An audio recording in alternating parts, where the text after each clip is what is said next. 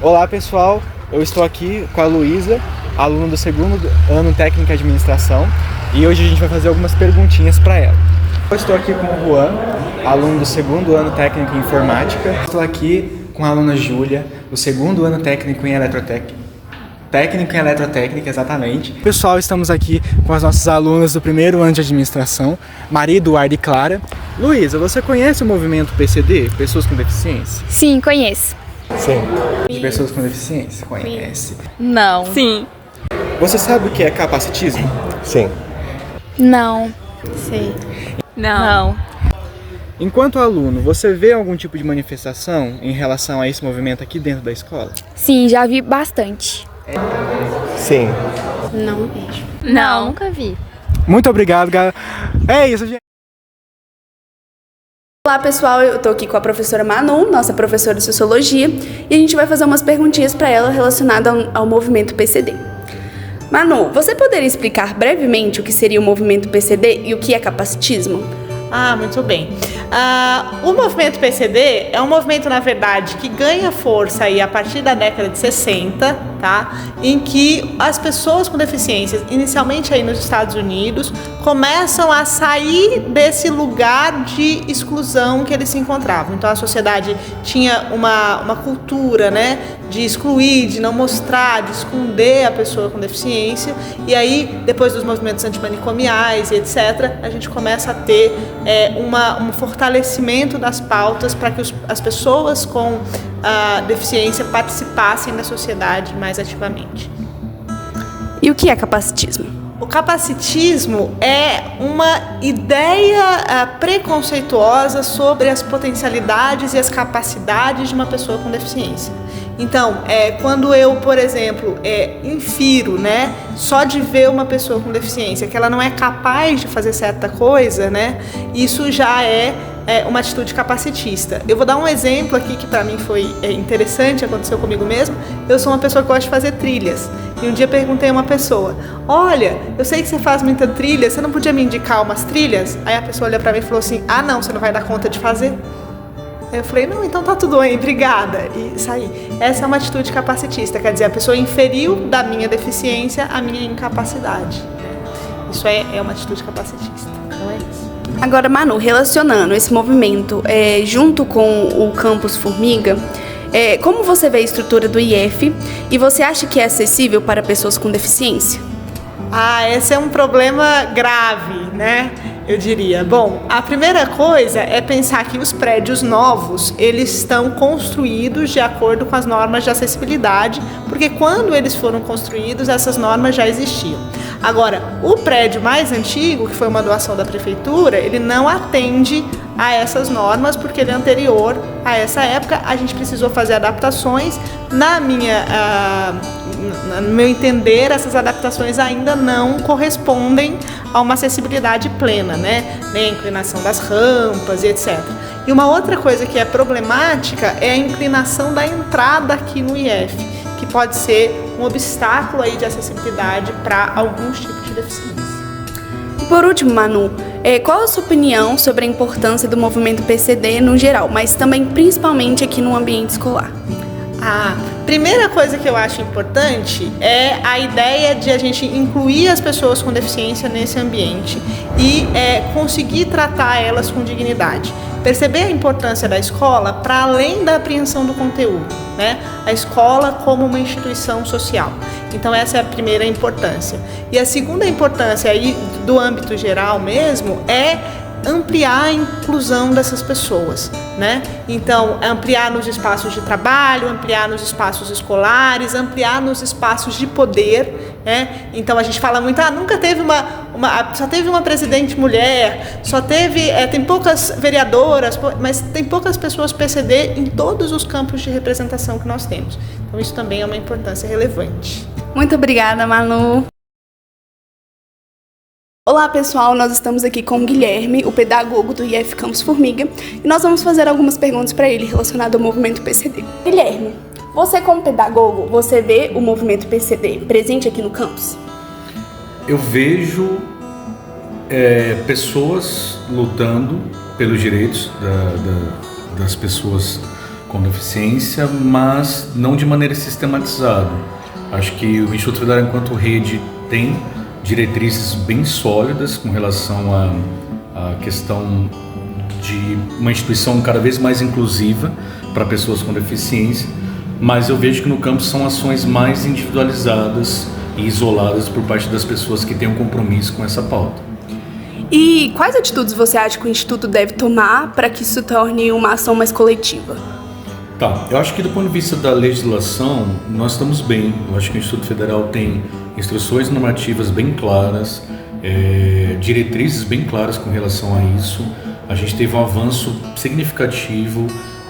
Se a gente parar para pensar que quando o Instituto Federal ele é criado, ele vem num momento que a gente já tinha um debate, de certa forma, bastante consolidado com relação à Declaração de Salamanca, de 1994, ao Estatuto da Criança e do Adolescente, de 1990, a própria Constituição Federal de 1988. Então, o Instituto Federal, quando ele nasce, entre aspas, né, a partir da aglutinação de antigas escolas técnicas, ele já nasce no momento em que o debate sobre a inclusão, né, e o reconhecimento da exclusão das pessoas com deficiência já estava, assim, de certa maneira, encaminhando aqui no Brasil. O problema é que uma coisa é a gente ter boas diretrizes, instruções normativas claras, mas, ao mesmo tempo, fazer isso ser aplicável na prática. A professora Manuela, eu já conversei bastante com ela com relação a isso, no sentido de uma coisa é o quanto isso existe no plano do discurso e o quanto a gente ainda precisa avançar, sobretudo com a pauta da acessibilidade, uma vez que a gente tem um campus construído num terreno extremamente acidentado, num processo de crescimento, mas esse crescimento precisa ser acompanhado de uma política de acessibilidade e de uma política de fato inclusiva bastante séria. A gente sabe que o NAPNE ele fica mais responsável pelas pessoas com deficiência aqui no campus para trazer um aprendizado mais especializado, mas você como pedagogo, você também tem abertura para conversar com os alunos te procuram. Alguma pessoa aqui com deficiência já relatou para você sobre alguma dificuldade que já passou, algum tipo de preconceito aqui dentro do campus? Já. A própria professora Manuela já conversou comigo sobre as dificuldades que ela teve no começo aqui. E tem alunos com necessidades específicas que sempre, quando a gente está conversando, eles falam sobre dificuldades. Essas dificuldades, principalmente, eu posso dividir em duas frentes. Uma é a frente da adaptação curricular, que está na lei. Um aluno com necessidades específicas tem o direito de ter avaliações adaptadas segundo suas necessidades.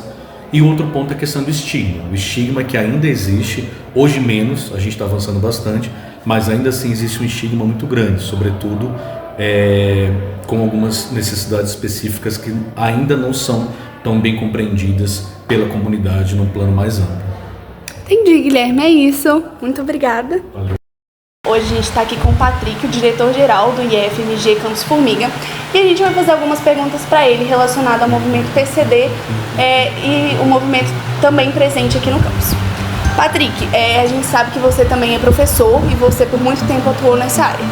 Você já teve algum aluno com deficiência?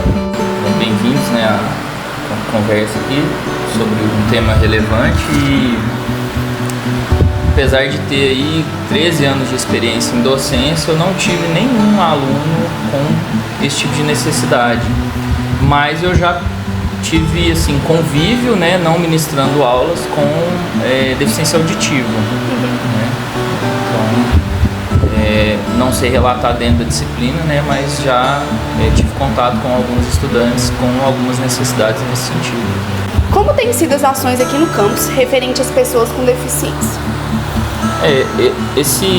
De maneira mais ampla, né, o setor do campus que mais se preocupa com essas políticas, né, e inclusive no sentido de acompanhamento, é o NAPNE, né?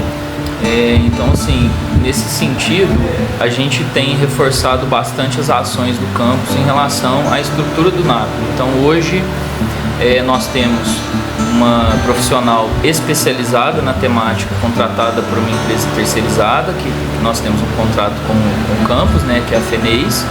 né? E atualmente existem 2 pessoas que acompanham estudantes com necessidades específicas, né? Estudantes que exigem um acompanhamento maior. No orçamento desse ano, nós planejamos a contratação de 5 profissionais, mas nós temos certa dificuldade de contratar esses profissionais. Hoje, a normativa do IFMG que remunera esses profissionais, não no caso da Poliana, mas essas 2 profissionais que acompanham os estudantes, é uma bolsa de R$ 1.500 que ela sofre tributação. Então é relativamente difícil encontrar profissionais que tenham disponibilidade, que tenham uma formação em pedagogia, né, ou algo mais específico.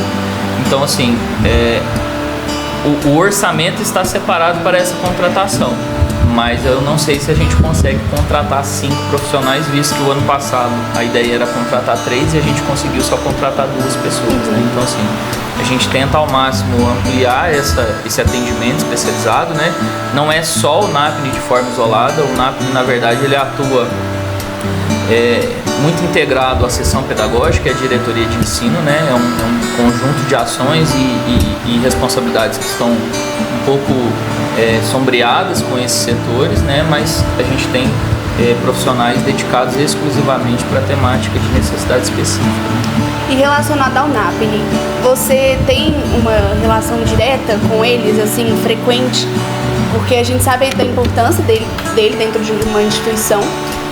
Eu quero saber como que é a sua relação, se você acompanha a mudança que isso causa na vida desses alunos, se você vê que esses alunos têm uma melhora. Inicialmente você tinha comentado, né, que eu sou docente, mas a minha formação é em engenharia elétrica, então assim, eu não tenho, como a maioria dos docentes, tirando acho que a área da matemática, que é uma parte de licenciatura, então tem um conjunto de professores que tem uma formação para dar aula. Então, se você pegar a área da computação, a área da administração, a área da engenharia, ela não é formada por professores que tiveram uma carga horária durante a sua formação para lecionar, né? Então, assim, eu também não tive essa formação e eu estou aprendendo agora na gestão. Eu tenho tido muito contato, né, com a Aline, inclusive esqueci de mencionar, porque tem essas 3 pessoas dedicando, mas existe uma servidora, que é a Aline, né, professora de biologia, que é coordenadora do NAP. Então, assim, converso muito com a Aline, né, contato praticamente semanal com ela, converso muito com a Poliana. Ontem mesmo a Eduarda e a Poliana estiveram aqui na sala conversando, então, assim, a todo momento elas me atualizam da situação dos estudantes. Hoje nós temos 15 estudantes. A Poliana já vai me falando, olha, a expectativa é desses estudantes com esses diagnósticos entrarem nesse próximo ano letivo. Então, assim, a todo momento eu estou em contato. Eles me passam geralmente assim algumas necessidades ou algum problema, né, que possa ter tido. Necessidades, por exemplo, de adaptação nas avaliações, né, para que os alunos sejam avaliados de forma adequada, né, que tenham a mesma situação dos demais estudantes. Inclusive ontem mesmo ela me falou que teve uma aluna que era atendida pelo NAP que passou no SISU, numa universidade pública, né, muito boa, no curso de psicologia, né. Então é interessante ver, né, que o campus ele tem tido um papel importante nisso, e eu acho que toda a rede, né, todos os institutos federais, porque aqui em Formiga existe o CEMAP, então você tem até um patamar de educação, então educação básica, ensino fundamental, ensino médio, e aí agora você tem o campus Formiga, que tem um atendimento e possibilita para que também no ensino superior, né, esses estudantes eles também tenham um atendimento adequado e que eles tenham acesso à educação plena, né? Então, assim, a gente vê que é um ganho. É difícil, não é fácil, porque ao mesmo tempo em que a lei estabelece os direitos, a gente tem um orçamento finito que tem prioridades. Então, assim, a gente tem que fazer essa administração do recurso público da melhor forma possível para que as pessoas tenham os direitos garantidos, mas é um desafio diário, né? Então, tudo isso é um aprendizado diário, né? E a cada ano a gente espera que vá melhorando aos poucos, né? Então, assim, torço para que vocês sintam isso ano após ano, né? Que o ano passado foi pior do que vai ser esse ano, que vai ser melhor que o ano que vem, né? Esse ano melhor que o ano passado e por aí vai. Entendi. Muito obrigada, meu padrinho, pela sua disposição. Oi, gente, eu tô aqui com a Aline, ela é coordenadora do NAP e nossa professora de biologia. E eu vou fazer algumas perguntas para ela sobre o movimento PCD. Na verdade, primeiro, qual é a sua função no NAP? Olá a todos, eu sou a coordenadora do NAP. O NAP, para quem não sabe, é o Núcleo de Apoio às Pessoas com Necessidades Educacionais Específicas. E nesta função, além de coordenar todos os acontecimentos, né, que os alunos que são assistidos por nós precisam e têm direito, eu também preciso exercer algumas funções administrativas, porque nós temos 2 bolsistas, tem também uma pessoa terceirizada, que é a profissional de AEE, que é a especialista em atendimento educacional especializado. Preciso fazer editais, entrevistas, né, de contratação dessas pessoas, então é mais ou menos assim. E como que você vê o fluxo de pessoas e a acessibilidade do próprio NAP para o mundo distante? Então, há um pouco tempo eu estou aqui há 12 anos e participo do NAP como membro e como coordenador, estou pela 3ª vez. Nós temos observado um aumento crescente no público, né, de alunos com necessidades educacionais específicas, especialmente de alunos que têm a síndrome de Asperger, que estão dentro do transtorno espectro autista, TDAH. É o que a gente mais tem assistido ultimamente. Esses números eles vêm crescendo ano a ano. Acredito que como o IFMG Campus Comigo é uma escola relativamente jovem, né, na cidade, as pessoas vão conversando, divulgando umas para as outras, né, que aqui a gente recebe alunos de inclusão e o interesse, né, a procura pelos nossos cursos, eles vêm aumentando a cada ano. A questão da acessibilidade. Acho que a questão da acessibilidade aqui no campus, ela não diz respeito ao NAP em si, mas ao setor responsável pela execução de obras, né, da engenharia civil. Como vocês podem perceber, nós temos elevadores, né, para facilitar a locomoção de pessoas com mobilidade reduzida, seja deficiência física, ou que tenha sofrido algum trauma, alguma fratura, alguma coisa. Temos piso tátil para cegos, temos placas informativas em braille, temos banheiros com acessibilidade em todos os blocos do nosso campus, temos acesso também ao estacionamento, temos 2 vagas prioritárias para alunos que são assistidos pelo NAP. Então, eu acredito que nós temos a questão de acessibilidade bem adequada ao público que a gente precisa ter. Você vê que é recorrente, que acontece com frequência os preconceitos e a exclusão de pessoas com deficiência? Sim. Nós temos, especialmente em relação aos alunos que estão dentro do transtorno do espectro autista, o autismo ele tem uma série de características, mas cada indivíduo é único, né? Então cada indivíduo apresenta as suas próprias características. E, infelizmente, estando à frente do NAP, né, e os problemas chegam muito até mim, a gente percebe, né, que apesar de existir um movimento para a inclusão desses alunos, não só do autismo, mas de todo tipo de deficiência, ainda existe muito preconceito, muito desentendimento por parte, especialmente do corpo docente, né, que são os alunos, com relação aos colegas que são neurodivergentes, quer dizer, que não têm a mesma capacidade cognitiva de leitura de mundo, de entendimento que uma pessoa neurotípica teria. Você tem alguma comunidade com isso? Olha, às vezes que a gente identificou pontualmente essas questões de preconceito, vamos chamar assim, né, a gente procura chamar as partes que estão envolvidas, né, nesses acontecimentos, nessas situações, e ter conversas abertas, francas e claras, né, esclarecendo sobre a condição do aluno e se o aluno permitir, porque o aluno com laudo você não pode sair divulgando os 4 momentos que aquele aluno tem algum tipo de neurodivergência. Mas se o aluno que passou por essa questão do preconceito permitir, o que a gente faz é tentar mediar esse conflito, chamando as duas partes, conversando, explicando, conscientizando. Já fizemos campanha de conscientização aqui na escola também do autismo, explicando sobre as condições, como que a cabeça de um autista funciona.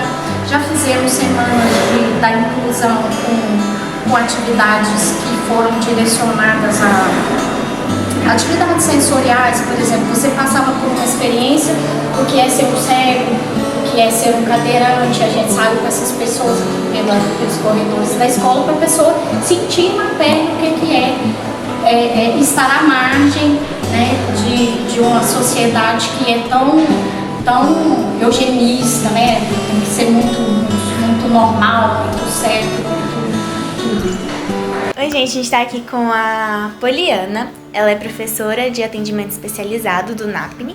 E Poliana, você poderia explicar um pouquinho da sua função aqui?